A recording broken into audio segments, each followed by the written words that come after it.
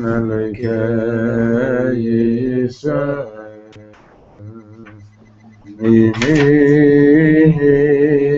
Michael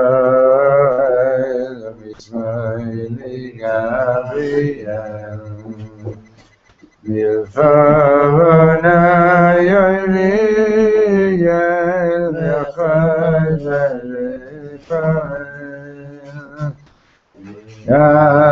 Yachayel Yaloshi Shrinasken B'Shem Hashem Elokei Yisrael Mimini Michael Ismaili Gabriel Milfana Ariel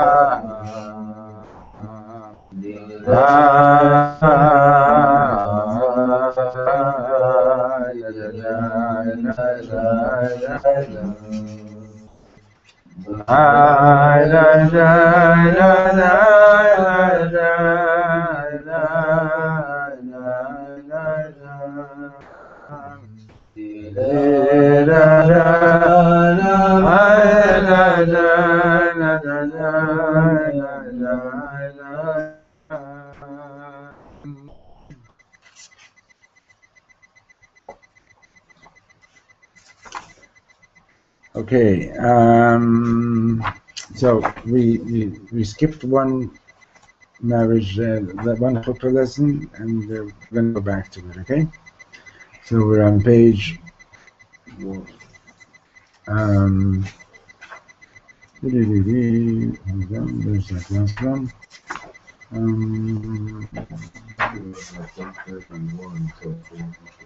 It's the one before that I know, and it's on page Yaakov and Michal, page 116.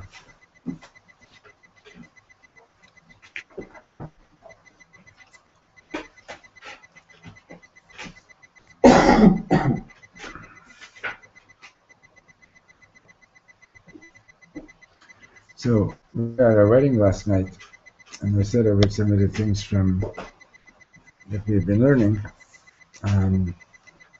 So the Chossen's name is Shlomo Yaakov, and the Kabbalah's name is Tehillah. Do you know them? Anybody? No? Anyway, so there were a lot of Nanach there too, you know, like I didn't realize that she's a Nanach, you know, I didn't know that. She's like an undercover Nanach or something like that, you know, under the wraps.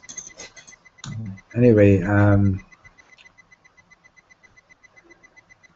so I was thinking a couple of days ago, like, you know, when you think about Shlomo HaMelech, and by the way, the Kohen is, the Chosn is a Kohen on top of that. So when you think about Shlomo HaMelech,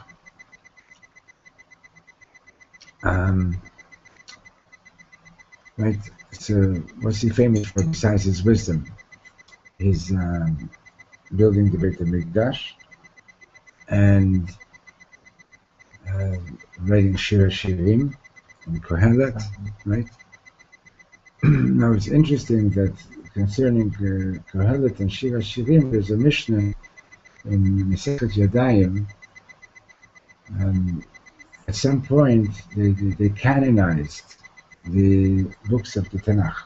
You know what it means, canonize? That they decided which ones are kadosh and which ones are not. Right? That's what canonize means. In other words, there are other books known as Svarim Chitzonim. In English, they call it, supposedly English, hagiographa. You've heard that word? Mm. Okay, Baruch Hashem, one word, one person had. There's a book of Tobit, there's the book of the Maccabees. There's books that were written around that period as well, but they did not get to be part of Sifrei Kodesh. So in the discussion as to what makes the Sifrei Kodesh, what, in other words, what's the halacha, what makes something a Sefer Kadosh? So the Chachamim made an interesting rule. The rule was, as you know, in those days, all the books were basically scrolls on parchment, right? And they made a rule that the Sifrei Kodesh are Tamei Yadayim. They make your hands Tamei, so that you can't. What was the point of that? The point of that was so that you should not eat while you're learning from these books, and you shouldn't keep food near them because the food would attract rats, which would then damage the parchments. So they made a rule that Sifrei Kodesh are mitamei et hayadayim. They make your tamei, so you can't eat while you're holding those books, and you wouldn't store food next to it. You know, the story is that this guy comes in back in the old country.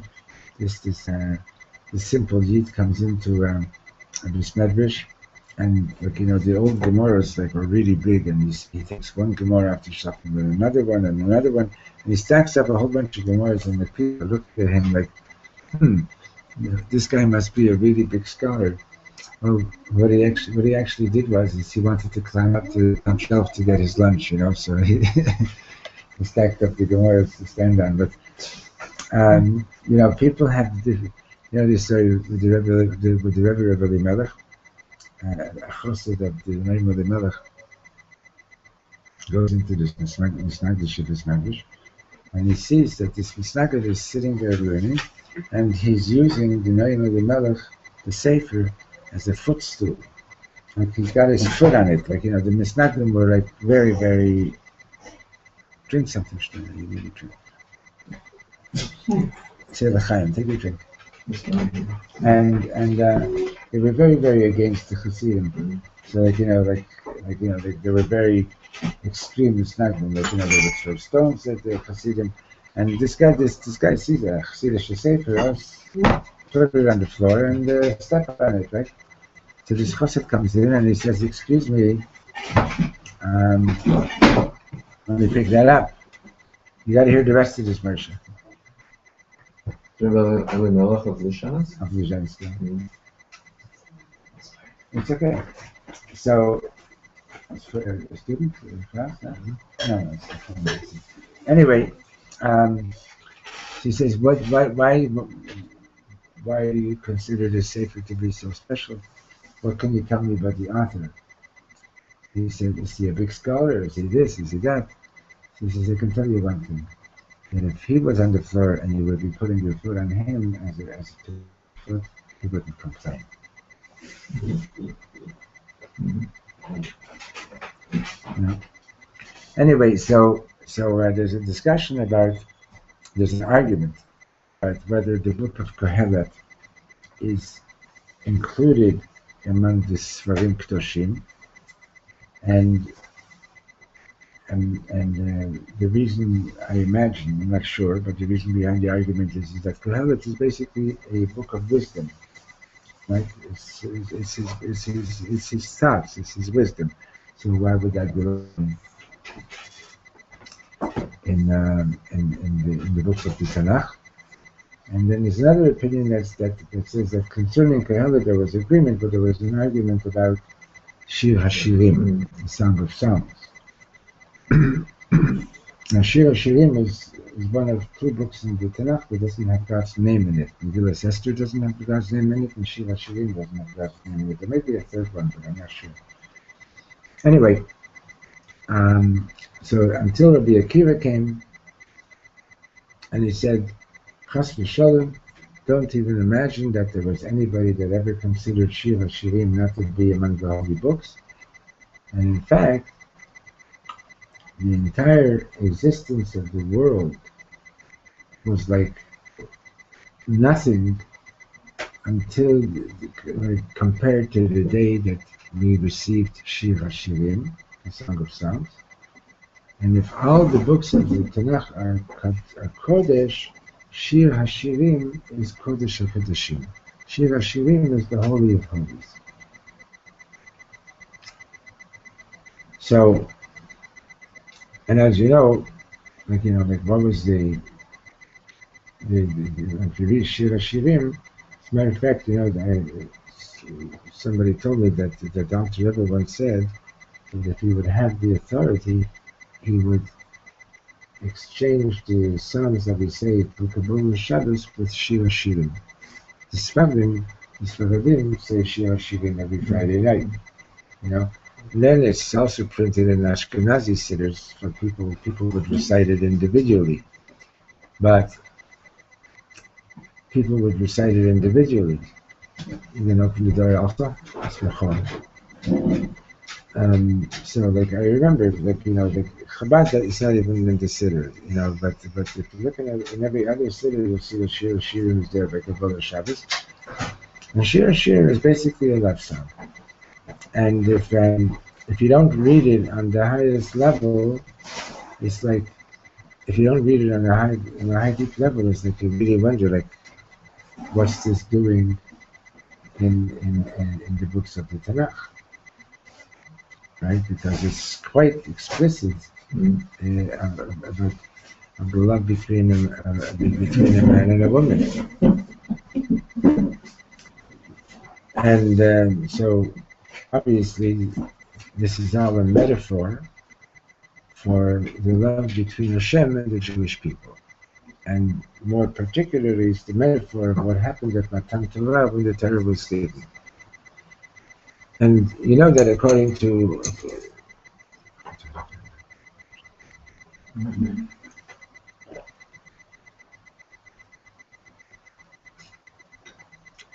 it says in the Torah, "V'asur li mikdash v'shechanti b'tocham," they shall make for me a sanctuary, and I will dwell in their midst.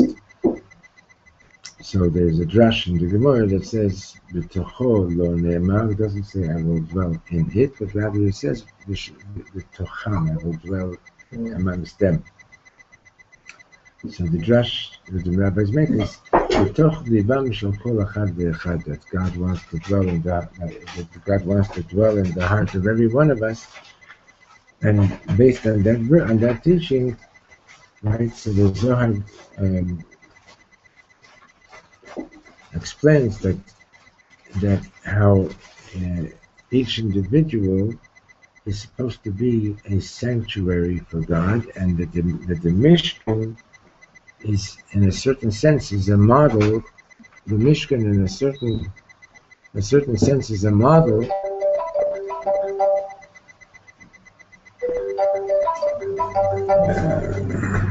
That's the chosn from last night. Hey, Mazel Tov, I'm in the middle of teaching Shlomo Yaakov. Can I call you back? I'm going to call you back. I'm in the middle of teaching, okay?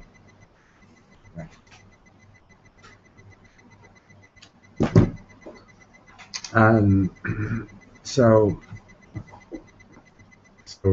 like everything, and further, this teaching is also taken to teach us that your home is supposed to be a model.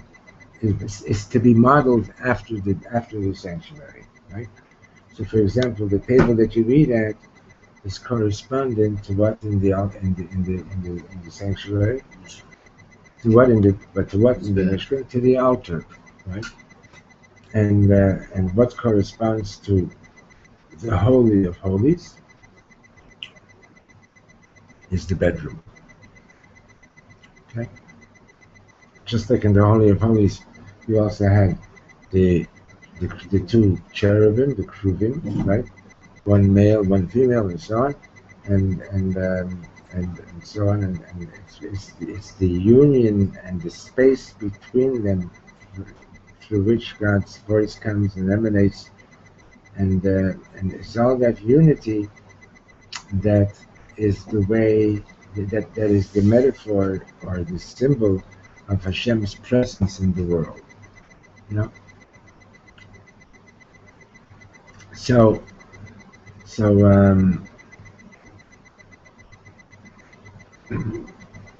was saying to the Chosn last night that your name is Shlomo, and you're building a home, right?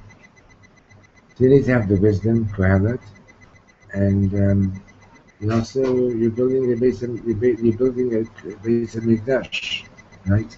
And so Shir Hashirim is basically what's the point of a Beit HaMikdash, right? What's the point of it? The God doesn't. Reb Shlomo Melech says in the dedication song when they inaugurated the Beit HaMikdash, how could you possibly even conceive of building a house for God, right? Right, Meloy Chol Ha'aretz Kavoide, all the world is filled with His glory. So what are you going to build him? You're going to give him a little room in Nachlaat? What is that supposed to mean, right? And yet that is the big pele.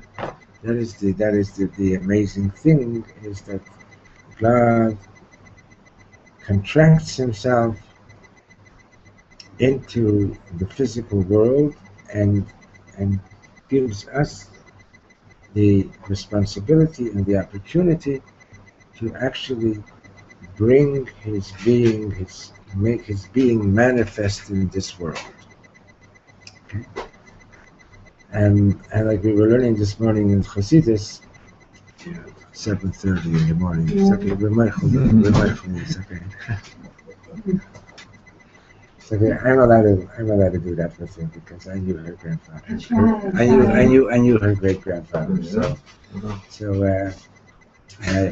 You're a pretty young man. How do you know her great grandfather? Grandfather too. I know. I said. Yeah. I know. I used to get a ride with her grandfather to school sometimes. I used to buy wine from her parents. Yeah, we sold wine. Made wine, yeah. Once a year we would make wine for Pesach. Anyway, so her great grandfather was a Yid.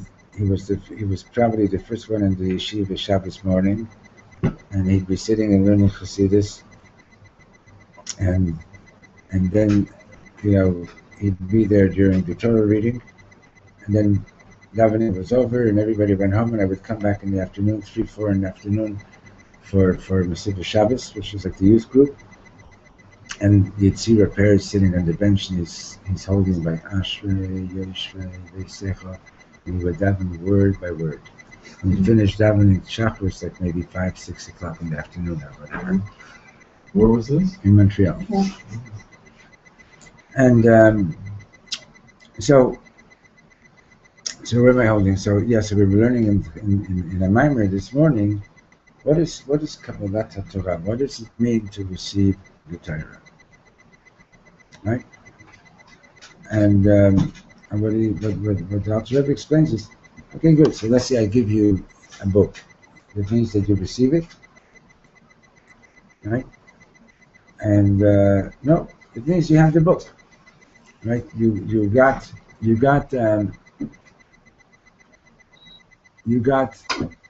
the book of the commandments. Do this, don't do this, etc., etc., etc. Did you receive the Torah?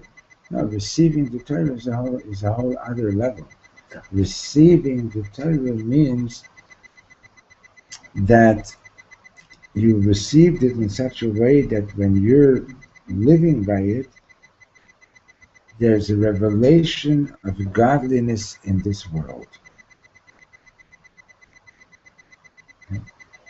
On some kind of a larger, some kind of a different scale, if somebody once said, you need proof that there's a God, the Jewish people, the existence of the Jewish people is proof of God's being in the world. Yeah. But you probably all heard about those the codes, like, the Torah codes and so on, and the Bible codes. And those sons Reb Shlomo somebody asked Reb Shlomo, what do you think about all that? And he says, you think that when Moshe Rabbeinu came down from Mount Sinai with the Luchot, you think that he said to the people, okay guys, I've got proof that God exists? It's not about can you prove God exists or not? What it's about is that God exists. You know, you don't have to be a religious person to believe that God exists. It's not about proving that God exists. It's about living the reality of God in this world. In other words, Kabbalat Torah is that you're handing someone a drink, you're giving respect to your parents, etc., etc. If you really receive the mitzvah, it's like that becomes like such a deep experience. It becomes an experience of the presence of Hashem in the world. Okay? It's a revelation of godliness in the world. So the Mishkan is a structure, but the continued existence of the structure always depended on what's happening, what's taking place in that building, in that space, right? So it makes a lot of sense that Shlomo Melech did both. He built the Beit HaMikdash and that he wrote Shiva Shirim, so that you understand what it's really all about. Okay, let's read a little bit from inside the Sefer. Then I just saw something really cute with this. It's not really related to this, but actually in a certain sense it is. You know, Yaakov Avinu at some point was living by Lavan, right? And then at some point he decided it's time to go back to Eretz Yisrael. Somebody says, at what point did he decide he's going back to Eretz Yisrael? So this whoever this was answered as follows. You see in the Chumash, he had dreams about the sheep and the goats, right? And so he said to himself, when I left Eretz Yisrael, I dreamt about angels. And now that I'm in Chutz La'aretz, I'm starting to dream about sheep and goats. It's time to go back. It's a good word. It's a good word. You know, what are you dreaming about? Right? The great American dream. You know, sheep and goats and GMC. I would have thought that the point where Yaakov Avinu made the decision was when his last child was born, and he had. Also, it's also related to that, but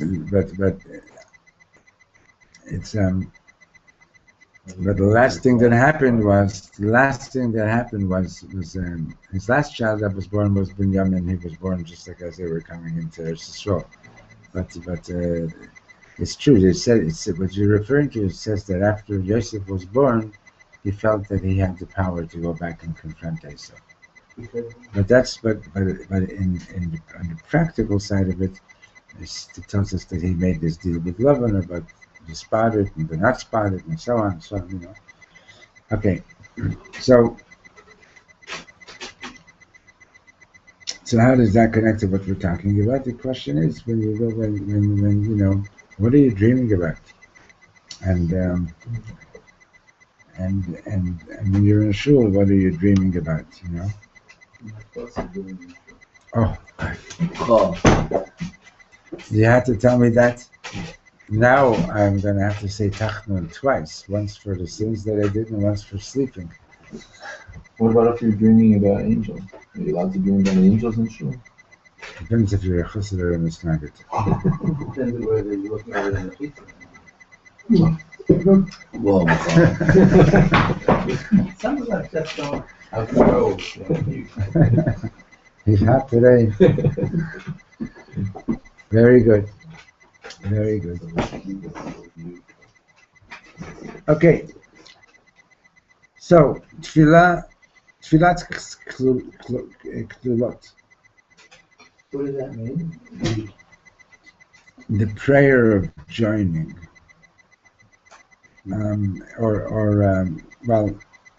Or inclusive, or we'll see which way he's using it, but klal, right, is a general principle. Right, when you're studying Talmud, like there's klal and there's prat. There's the general principle and there's the specific details, right? Lichlol, lihitkalel, etc., etc. These are all about gathering together, making a group, being part of a group. It's all about inclusiveness, right? So כתוב לגבי יעקב אבינו ויפגע במקום. Yaakov Avinu, okay. So it says that he, I'm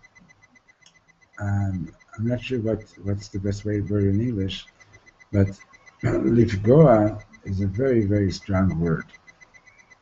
It's a very strong word. It's like, if somebody was wounded, how do you say that in Hebrew? Pagabi. Nifga, or hu pagabi, he wounded me, or he attacked me, right? The petza is the wound itself, right? But then there's another expression, pegara. Did you ever hear about that? Somebody like drives you crazy. You know, yeah, is when you say something offensive to somebody, right? You were pogeya in his honor.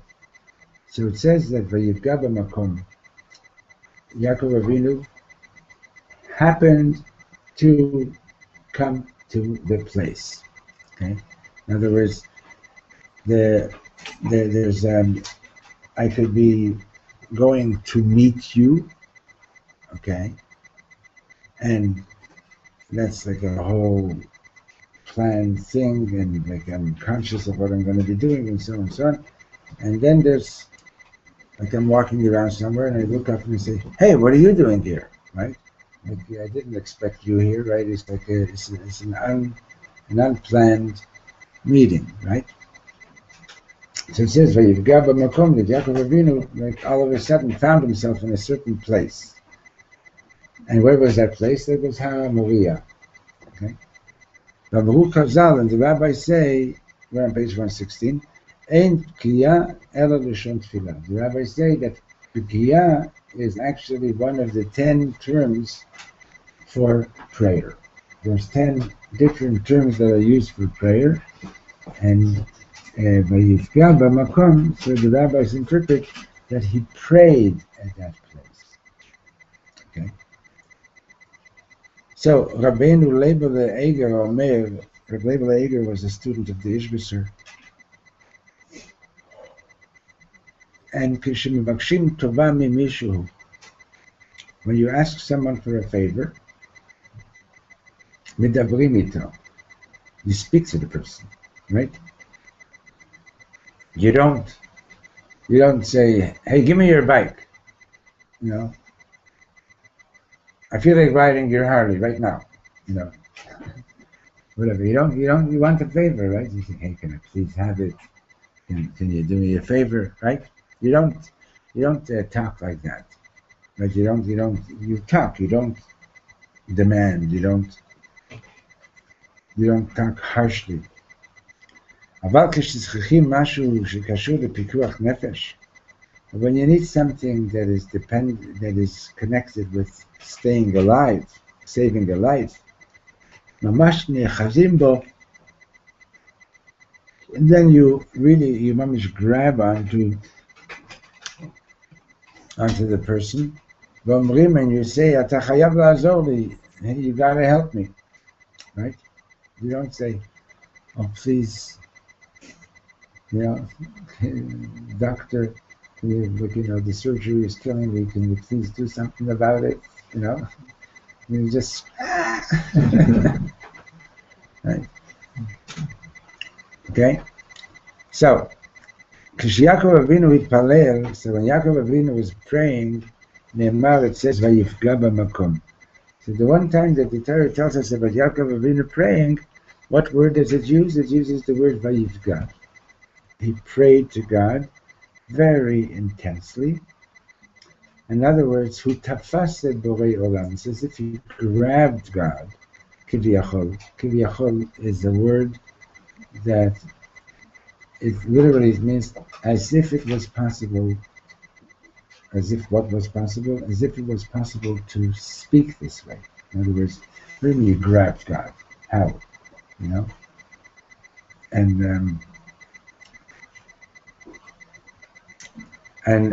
so when you speak that way about God, you usually add the word kiviyachol, which means as if we could speak that way. In other words, don't take me literally. That's the point. So, and Yaakov Avinu, when he was praying, he sort of, as if he could say this, he grabbed up the God, and he held him. In other words, he's saying to God, I'm not just asking for something nice. I'm desperate. I'm desperate. Okay? So he says, Yaakov Michal, אני רוצה שתתפללו ברגע זה כמו שיעקב אבינו התפלל. So he says to the Chosn Akali, this is still just before the later by the Bedek, before they're going to the Chuppah, he says to the Chosn Akali, I want you to pray like Yaakov Avinu prayed. Like right now that you're praying, right? You ever notice when you go to a wedding, like you know, like the Kala has a list of 1,000 names, and the Chosin has a list of names, and the government, which is what they should be doing, right? And but you see that they're always, the Chosin Kala like always praying far more intensely than they normally pray, right? Because you realize the stakes are big. So Reb Shlomo is saying to the Chosin the Kala, try to daven like Yaakov Avinu davened. In other words, whatever you're davening for right now, daven like, you know, like your life depends on it. כתוב בגמרא שיעקב אבינו תיקן תפילת ערבית. The Talmud tells us that Yaakov Avinu was the one who established the evening prayer. Right? In other words, Abraham was Shachris, Yitzchak was Mincha, and Yaakov was Mariv. And what I want to say to you is that the meaning of this is that שיעקב אבינו תיקן שהתפילה שהכלה מתפללת בלילה כאשר החתן מכסה את פניה תתקבל בשמיים.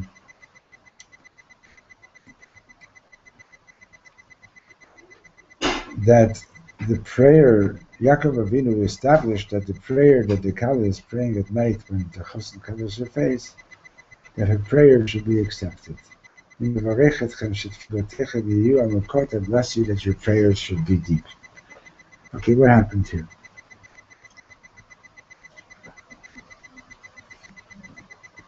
What does it mean that Yaakov Avinu established the evening prayer?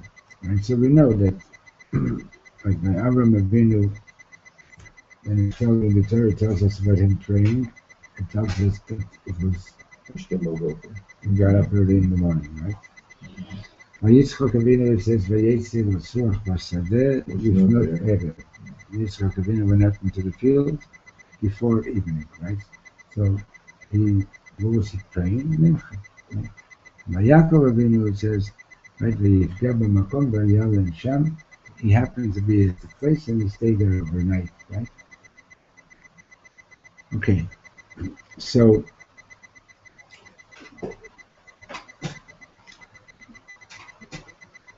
still, what does that mean?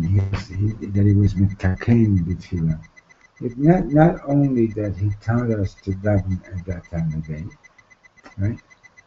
But he basically, in a certain sense, he opened up a gateway for our prayers to be received at that time. Okay? In other words, you know the old joke about, did JFK ever come to Israel? I don't think so. I don't think so, right? Anyway, some big, who knows, maybe Reagan was here? I don't know. I don't think so either. Maybe somebody was here. And Carter was here, unfortunately. Oh, Carter, that's right. And so he goes with Golda Meir to the wall, to the kotel, and he sees people putting prayers into the wall, and Golda Meir is with him, and he's asking her, so what's so special about praying at the wall, and so on, and she explains to him the closeness with Hashem, and he sees people putting prayers into the wall, and she tells them that people write their prayers on a piece of paper, they stick it into the wall. She says, can I do that also? So she says, sure, why not? He goes up and he's standing by the kotel and he's praying, and he writes something, puts it in the wall, and then she says, afterwards she says to him, so what did you pray for? She says, I prayed that you should give Jerusalem back to the Arabs. She says, you're talking to the wall.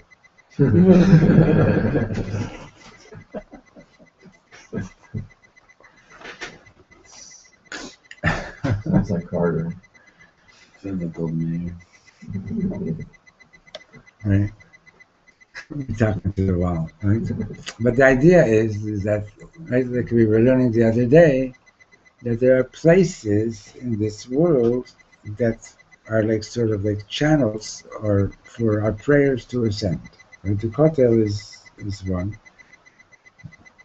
And there are times for prayers to ascend better than other times. So Avram Tikkun Shacharit, Avram sort of opened the channel for our prayers of the morning. Yitzchak Tikkun Mincha, he opened up the channel of the prayers in the afternoon, and Yaakov opened up the channel of prayers even in the darkest of times. Right? So he's saying that here at the wedding ceremony, the Kala's face is being covered, and so she is, so to speak, going into a place of darkness, right? And the Chosin and Shlomo is telling her that just like Yaakov established prayer in the nighttime, right? I want you to pray like that. I want you to pray with that same intensity that Yaakov Avinu prayed when he was there. Okay. כיסוי ההינומה לקבל פני האימהות. למדנו שבשעה שהחתן מכסה את פני הכלה, הילדים והנכדים והנינים ממש באים מן השמיים. We've learned that at the time that the chosin covers the color's face, the children, the grandchildren, the great-grandchildren, they're all coming down from heaven to accompany their mother and father.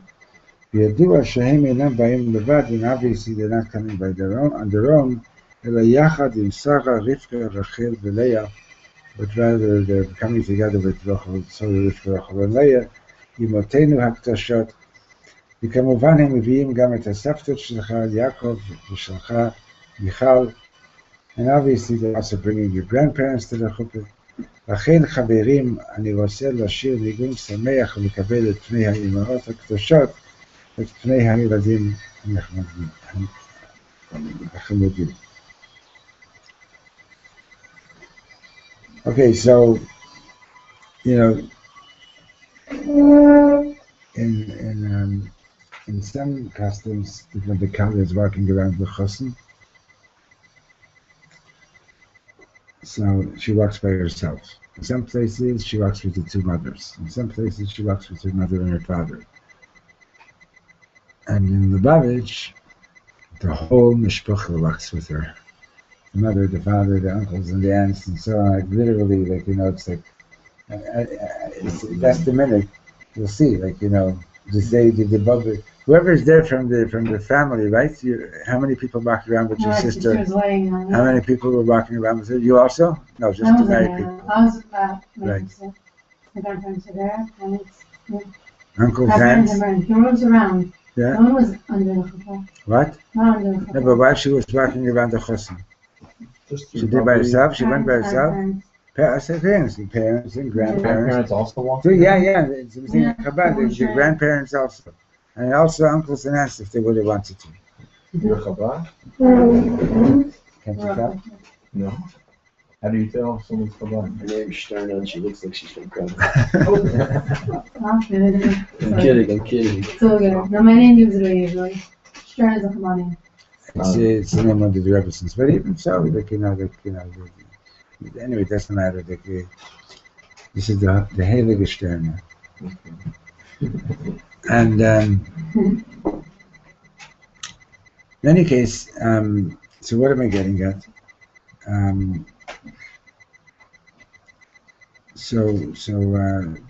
I was at a wedding here. You notice from where you sit in shul in the morning, right?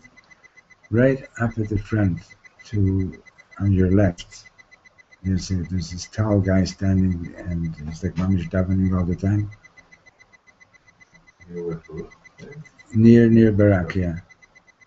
And his father is a Rebbe here in Yerushalayim, and so when his son was getting married, I got invited and I went.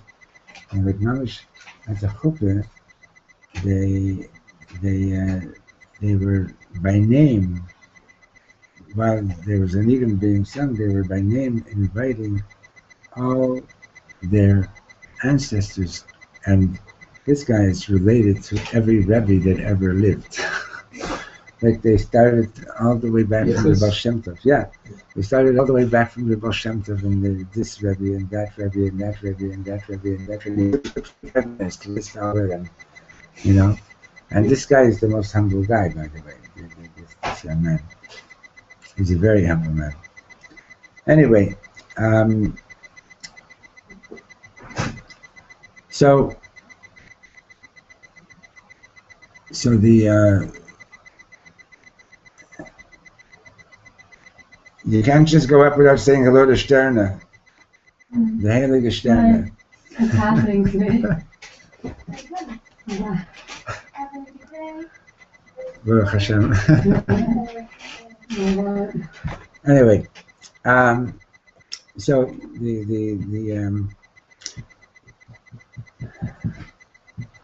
we've seen it again and again. He mentions this teaching again and again, and about the neshamas of the future and the neshamas of the past, right? Last time you said about the finger, they're all the Yeah, put the finger, all of it, the way they the give ring, right? And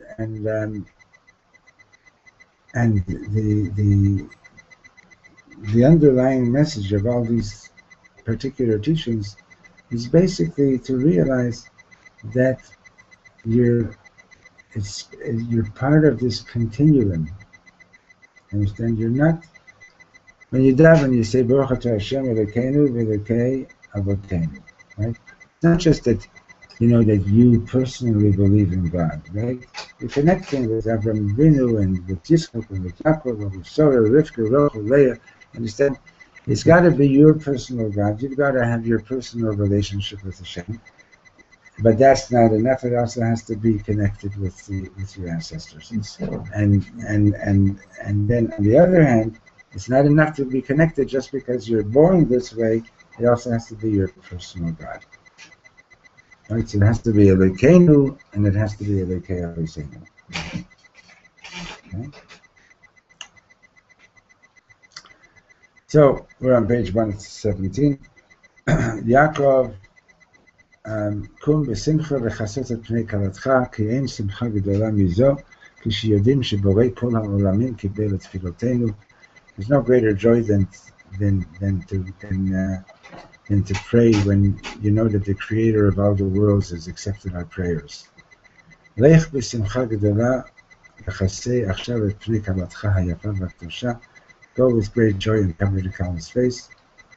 חברים יקרים, כשרות באה אל בועז, היא אמרה לו, תעשה לי כיסוי פני כלה. Right? When Ruth came to Boaz, she said, prepare for me a veil. Okay? It's a medrash. So, Hatalit, Hashavat Ha'aveda. Now he's relating talis with returning lost objects. How so? המדרש אומר שהלילה ההוא שרות באה אל בועז היה לילה קדוש ביותר. The Medrash says that the night that Ruth came to Boaz was a very holy night. הוא הלילה שבו מלכות בית דוד החלה. It was on that night that the kingship of the house of David began, right? Because King David was a descendant of Ruth. ולמדנו שבועז היה נשמת יהודה. And we learned that according to the Arizal, Boaz was a gilgul of the soul of Yehuda. Ruth הייתה נשמת Tamar, and Ruth was a gilgul of the soul of Tamar. וכשיהודה הלך לתמר בפעם הראשונה, הוא נתן לה את הטלית שלו. And the first time that Yehuda was with Tamar, he gave her as collateral his talis. שנאמר חותמך ופתילך. She said to him, give me your seal and give me your fringes. So the Darshu Chazal and the rabbis interpret that Chotamcha is Elu Tfilin, is alluding to his Tfilin. Shneemar Simani kechotem alibcha, put me like a seal on your heart. And Ptilecha Zohi Tzitzit, that's tzitzis Shneemar Ptil Techelet. Now, this is like really mind-blowing. Why? Because at that time when Yehuda went to Tamar, he thought that she was a prostitute, right? And she says, and he apparently didn't have any money with him or whatever, and she says, give me some collateral. And according to this medrash, what did he give her? His talus and his tefillin. Can you imagine that? No. I mean, if you can, in your wild dreams, if you can imagine being in a bordello, chas v'sholem, right?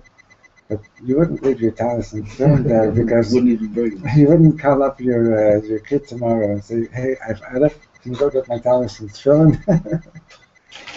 Right? So it's really wild, the whole thing. So obviously, what the Gemara talks about when you're teaching children Chumash, how much of this parsha should you be explaining? Because it's really problematic, understand? Because to us, on the higher level, Yehuda wasn't the kind of guy that was looking to hang out with a prostitute. He wasn't that kind of person. He was a great man, okay?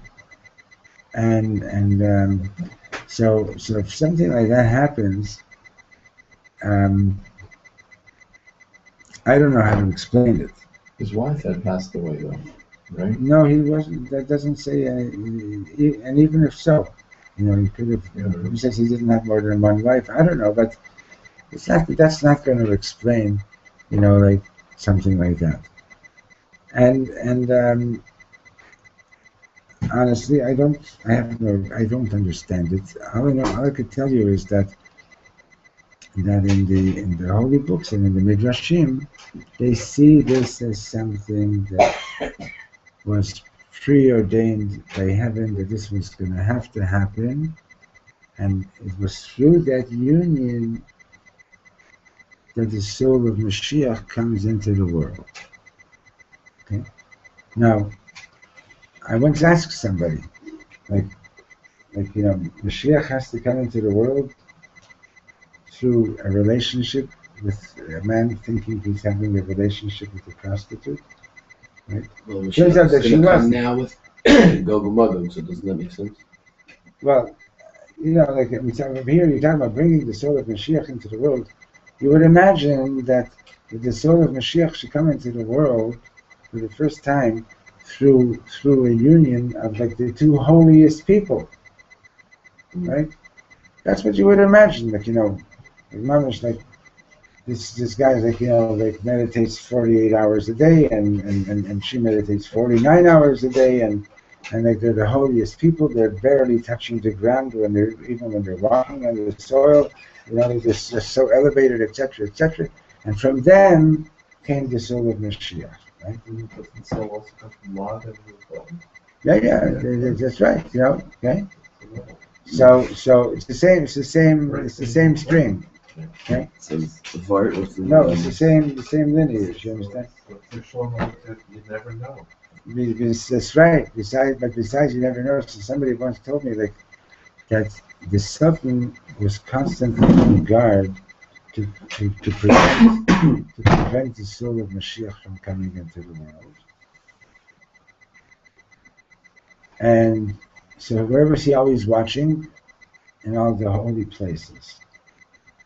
So Hashem, so to speak, smuggled the soul of Mashiach into the world in a place where the Satan wouldn't expect it to happen. Okay, what are you supposed to do with a lesson that we just learned? Honestly, it's cute. Go to the darkest places and be holy. Not go to the darkest places, but even if you find yourself in a really dark place, don't think that God can't smuggle something very holy to you, even while you're there.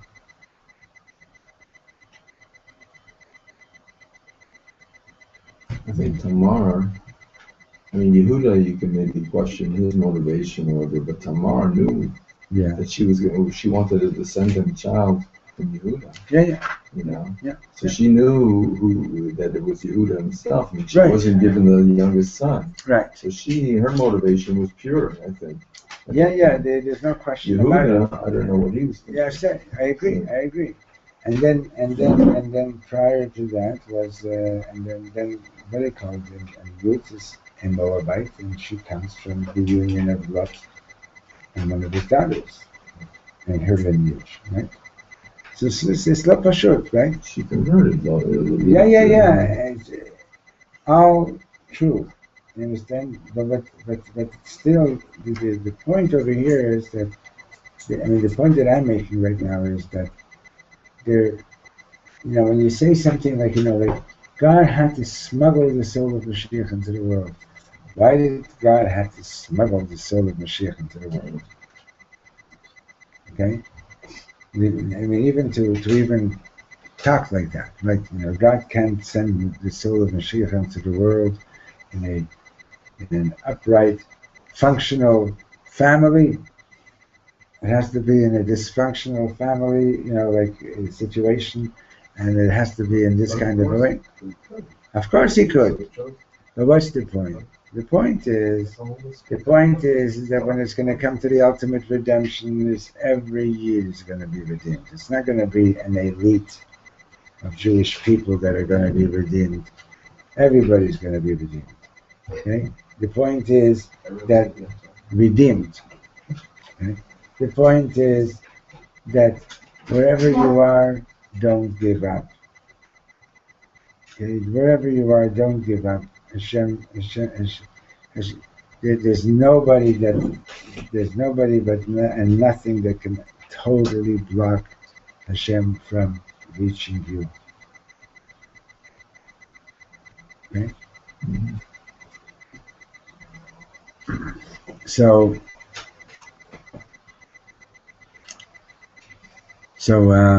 he's saying that, right? We have time. We'll continue tomorrow, but tomorrow's Reb Aryeh. In any case, so he gave him. We'll just finish the page, okay? So he gave her his talis and his tefillin. So Reb Shlomo continues and says that Tamar me'olam lo hechsira liYehuda talito. Tamar never returned his talis to him. V'lachein, obviously that she never gave back the talis because it doesn't say that she gave it back to him. She just showed it to him. She says, "You want to know where I got pregnant? Whoever owns these, right?" also the staff and the seal and the ptil. So, but the Gemara is interpreting that to be the talis and the tefillin, you know. So, ולכן כשהצדקת רות באה לבועז, היא החזירה את הטלית מהגלגול הראשון. So the rabbis interpreted when Ruth came to Boaz, she brought him back the talis from the first time that they were together, when she was Tamar and he was Yehuda. She covered his feet. She brought him back his talis, yeah. Or not covered, whatever. You have to see the text there, okay? But in any case, אנחנו מברכים אתכם שהטלית הזאת תהיה טליתם של בועז ורות וטליתם של יהודה ותמר.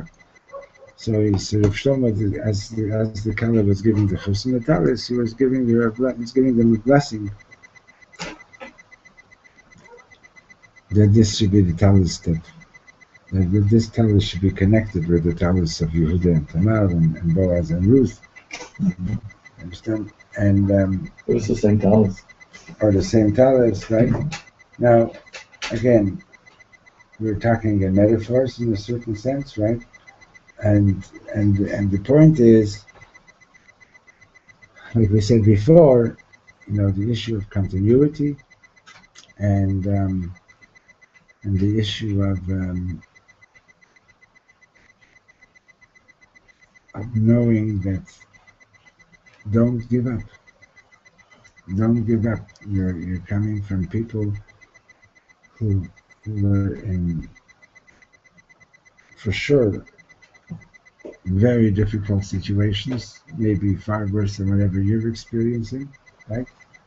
And they didn't give up, and we don't give up. Okay, Mr. Hashem, we continue. Remember where we are, 117. Shkoyach, thank you for coming. Thank you.